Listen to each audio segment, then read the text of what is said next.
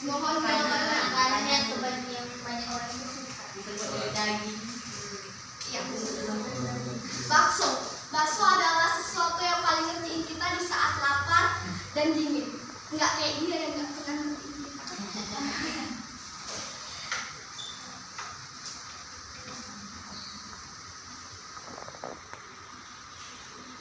Jadi riset kita ada 3 bab, yang bab pertama, bab kedua, dan bab ketiga. Bab pertama itu berisi latar belakang, identifikasi masalah, batasan masalah, rumusan masalah, tujuan penelitian, dan manfaat penelitian. Sedangkan kalau bab kedua berisi tentang kerangka teoritis, kerangka berpikir, dan hipotesis penelitian. Bab ketiga berisi tentang lokasi dan waktu penelitian, subjek dan objek penelitian, metode pengumpulan data, instrumen penelitian, dan teknik menganalisis data. Latar belakang.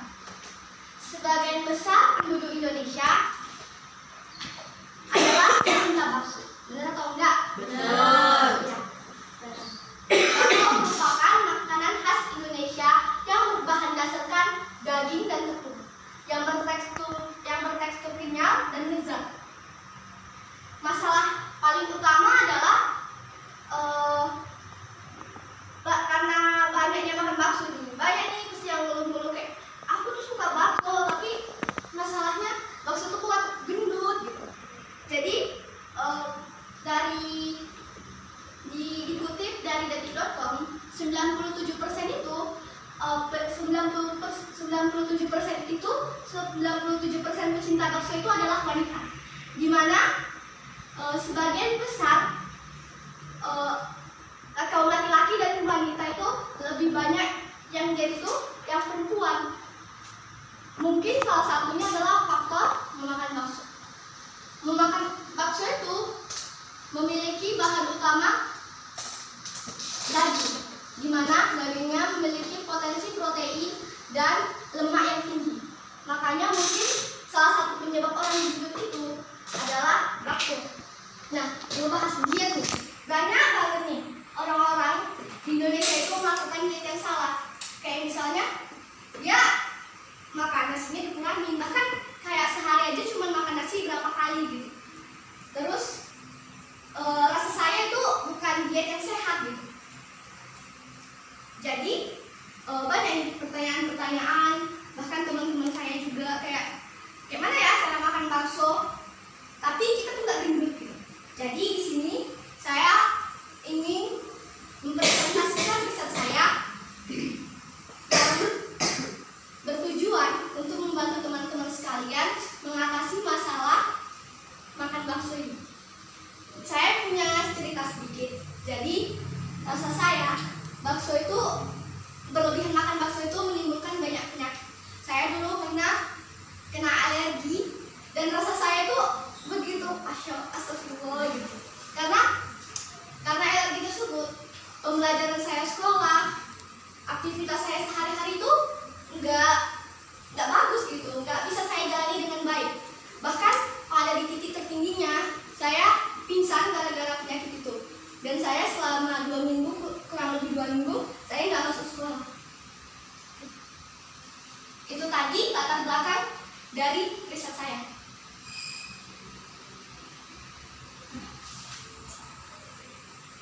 Dari latar belakang, saya dapat menyimpulkan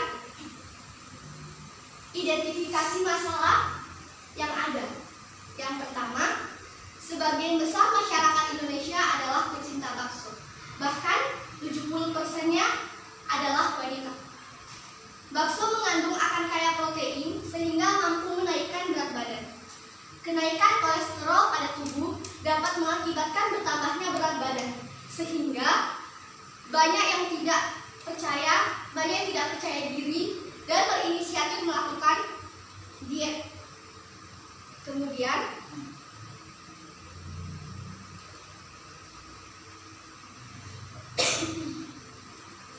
mengingat ruang lingkup bahan dan keterbatasan kemampuan saya, maka saya sebagai peneliti membatasi beberapa permasalahan, yaitu sebagai berikut. Yang pertama, subjek dari penelitian ini adalah bakso yang berbahan dasar brokoli, Brassica oleracea var italica. Objek dari penelitian ini adalah aktivitas brokoli sebagai bahan pembuatan bakso sehat. Yang ketiga, brokoli yang dapat dijadikan sebagai dasar pembuatan bakso. Uji yang dilakukan untuk mengetahui dalam pembuatan bakso sehat berupa uji organoleptik dan uji hedonik.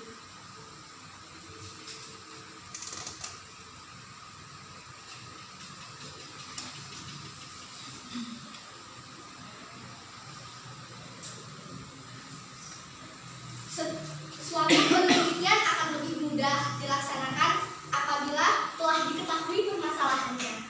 Adapun rumusan masalah dari batasan masalah tadi adalah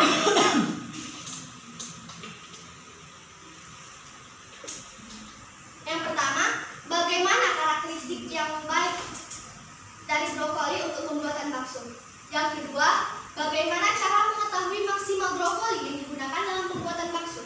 Yang ketiga, bagaimana uji organoleptik dan uji hedonik terhadap bakso dari brokoli tersebut.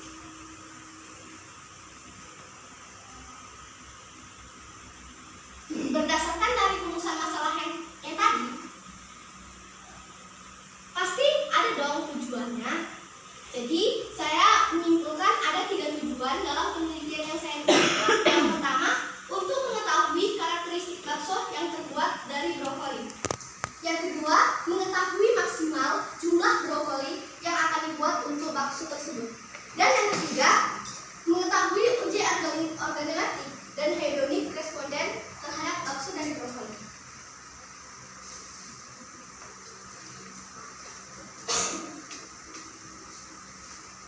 Nah, setelah ada tujuan, rumusan masalah, pasti ada dong manfaat dari penelitian yang saya buatkan. Jadi, yang manfaat dari penelitian saya itu ada 2, secara praktis dan secara teoritis. Secara praktis itu terbagi lagi menjadi 2, yaitu untuk masyarakat memberikan produk berupa bakso yang terbuat dari bahan dasar alami seperti brokoli tadi. Dan yang kedua, meningkatkan inovasi dan kreativitas siswa SMA Unggulan CT Arsa Foundation. Dan secara teoritis, pemanfaatan bakso terdiri dari 4. Yang pertama, menambah wawasan dan pengetahuan terhadap kita semua. Yang kedua, mengetahui strategi dan cara efektif dalam menurunkan berat badan yang benar dan yang baik. Yang ketiga, menjadikan kandungan brokoli yang banyak manfaatnya menjadi salah satu bahan dasar pembuatan makanan yang disukai oleh orang-orang di Indonesia. Dan yang ketiga, membantu menginformasi kepada masyarakat luas agar mereka mengetahui kandungan dalam brokoli tersebut, di dalam kandungan brokoli dalam bakso sehat tersebut.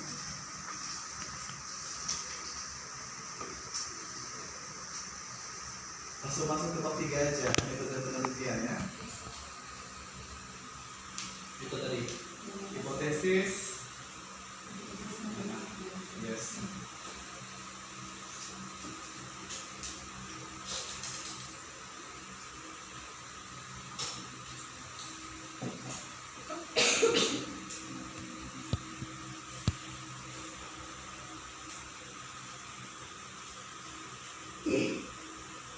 Oke, silakan. Hipotesis penelitian. Hipotesis penelitian yang pertama adalah pemanfaatan brokoli Brassica oleracea var italica tidak berpotensi sebagai pemanfaatan pembuatan bakso sehat melalui penelitian organoleptik. Yang kedua, H1, hipotesis 1, pemanfaatan brokoli Brassica oleracea var italica berpotensi sebagai pemanfaatan pembuatan bakso sehat melalui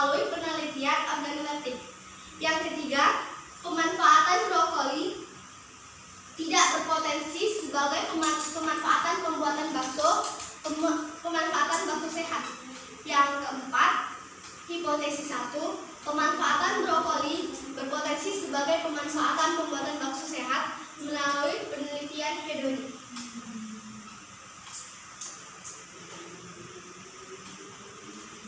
Lokasi penelitian ini dilakukan di Laboratorium Kimia SMA Unggulan CT Arsa Foundation yang beralamat di Jalan Veteran Pasar 7 Manunggal, Helvetia, Kecamatan Labuhan Jeli, Kabupaten Deli Serdang, Sumatera Utara 20373. Penelitian ini akan dilakukan pada awal Agustus sampai akhir Oktober 2023.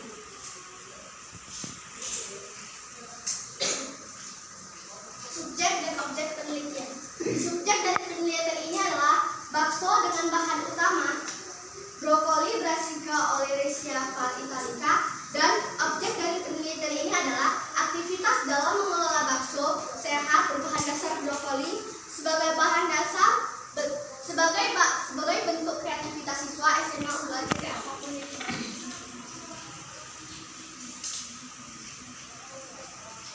Metode pengumpulan data. Metode pengumpulan data adalah cara khusus yang digunakan untuk memperoleh data dalam penelitian data. Dalam penelitian, titik. Data merupakan hal yang paling penting. Itu kamu jelaskan apa metode untuk mengumpulkan data ini. Langsung aja pakai angket kah, wawancara kah, lembar uji hedonik, atau apa yang kamu butuhkan? Metode pengumpulan data yang saya buat adalah uji organoleptik dan uji hedonik.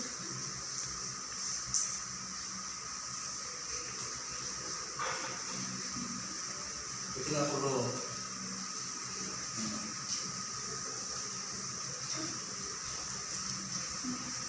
Teknik analisis data. Teknik analisis data berdasarkan Itu nggak perlu kamu jelaskan pengertiannya. Pakai apa tekniknya? Langsung aja, singkat, padat, dan tepat. Apa? teknik analisis data yang saya buat adalah menguji hipotesis yang telah saya ajukan.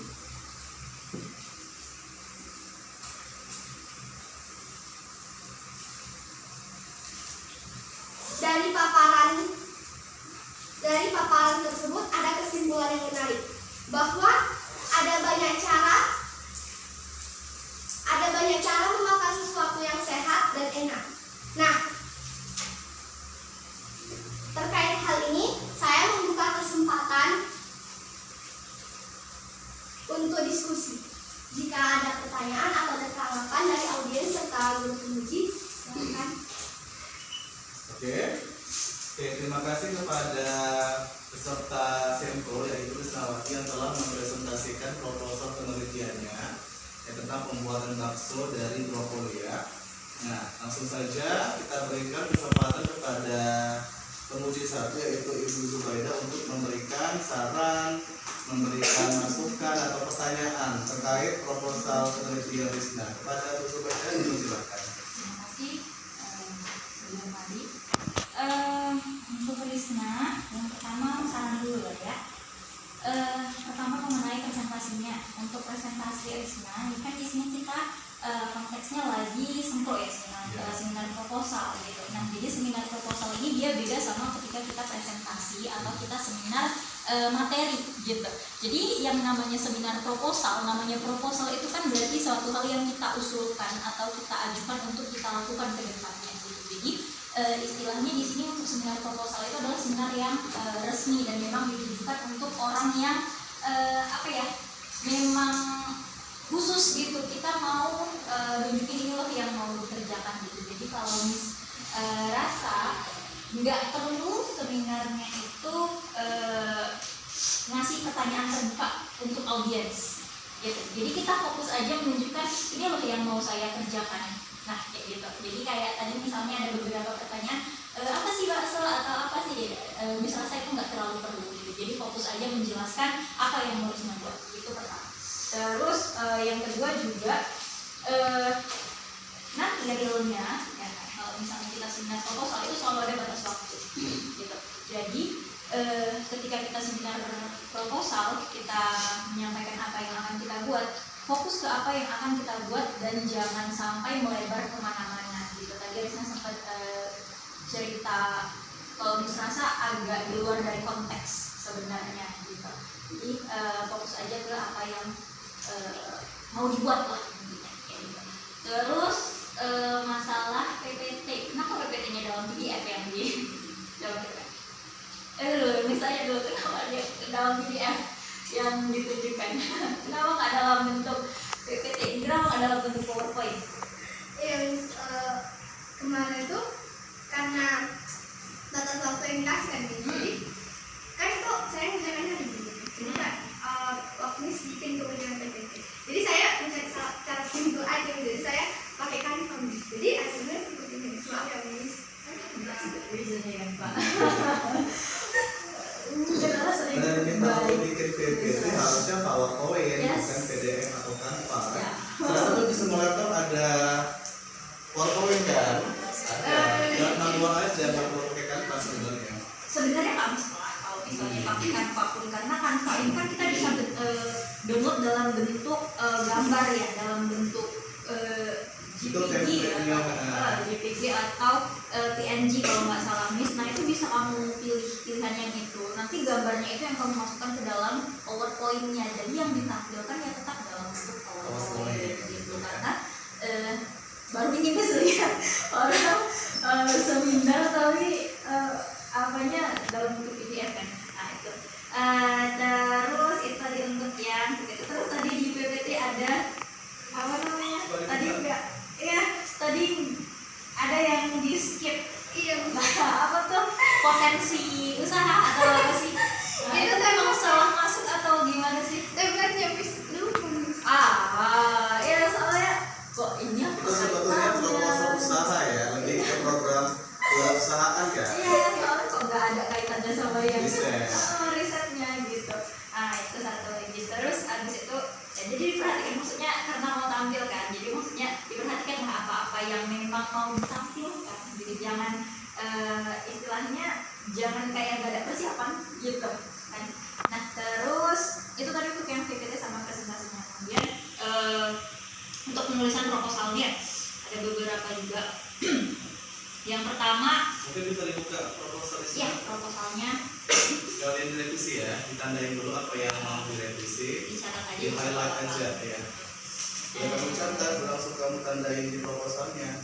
Ya, jadi yang pertama itu konsistensi dalam penulisan.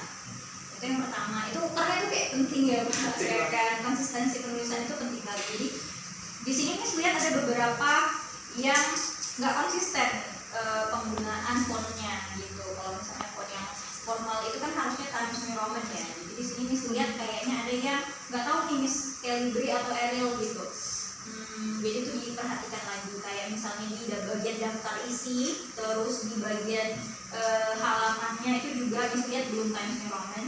Terus juga kata nama ilmiahnya itu ada yang nggak italic. Jadi nanti diperhatikan lagi ya.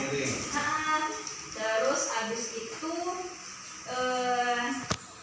untuk yang penulisan sama ini Risna. Kalau misalnya Risna perhatikan, ya kan, di sini Risna kan memang ujinya itu di apa namanya analisis datanya itu Risna pakai uji organoleptik sama hedonik ya. Tapi di sini sama sekali gak ada Risna jelasin tentang apa itu organoleptik dan hedonik.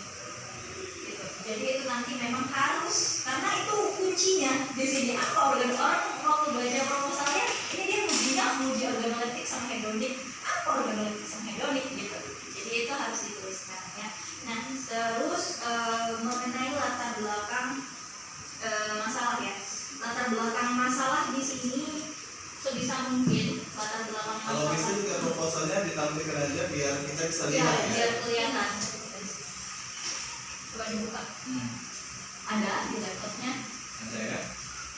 Nah, biar kelihatan yang lain juga bisa belajar juga Bisa kan. lihat juga ada kesalahan yang perlu diperbaiki. Jadi maksudnya biar nggak sama lagi kesalahannya kan gitu. Biar